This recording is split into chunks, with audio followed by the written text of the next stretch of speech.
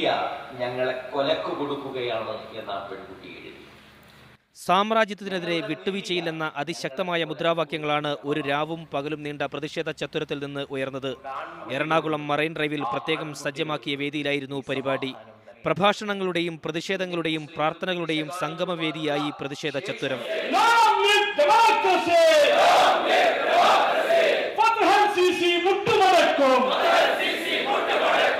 Retired justice V R. Krishna Iyer, M I. Shanavas M P., Jamaat Islami Kerala അമീർ T. Arif Ali, advocate Sebastian Paul, doctor Abdul Salam Ahammed, A I. Abdul Majeed Swalahi തുടങ്ങിയ പ്രമുഖർ ഈജിപ്ത് ഐക്യദാർഢ്യ പ്രഭാഷണങ്ങൾ നടത്തി.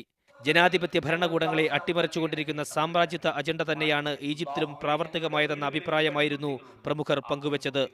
പ്രതിഷേധ സംഗമവേദിയിലെ നോമ്പുതുറയും പ്രാർത്ഥനകളും വേറിട്ടൊരനുഭവമായി. ആർക്കും ഒരു രാജ്യക്കാർക്കും ഉണ്ടാവാതിരിക്കട്ടെ എന്നുള്ള പ്രാർത്ഥനയാണ് ഞങ്ങൾക്ക് ഏറ്റവും കൂടുതലായിട്ട് പറയുവാനുള്ളത്. ഏകാധിപതിയും സ്വേച്ഛാധിപതിയുമായ ഫറോവ തോറ്റ ആ നാട്ടിൽ തീർച്ചയായും സൈന്യം തോൽക്കുക തന്നെ ചെയ്യും. മുർസി വീണ്ടും അധികാരത്തിലേറും എന്ന പ്രതീക്ഷയിൽ തന്നെയാണ് ഞങ്ങൾ ഓരോരുത്തരും ഈ ക്യാമ്പ് കഴിഞ്ഞ് ഇവിടെ ഇറങ്ങുന്നത്. യാസർ അറാഫത്തിനും സദ്ദാം ഹുസൈനും പിന്നാലെ മുഹമ്മദ് മുർസിയും കേരളത്തിൽ സജീവ രാഷ്ട്രീയ ചർച്ചയാവുമെന്നതിന്റെ സൂചന കൂടിയായിരുന്നു പ്രതിഷേധ ചത്തുരം. ജയേഷ് രാഘവൻ, മീഡിയ 1, കൊച്ചി. ലോകത്തൊരിടത്തും അത്ര ആചാനുബാഹു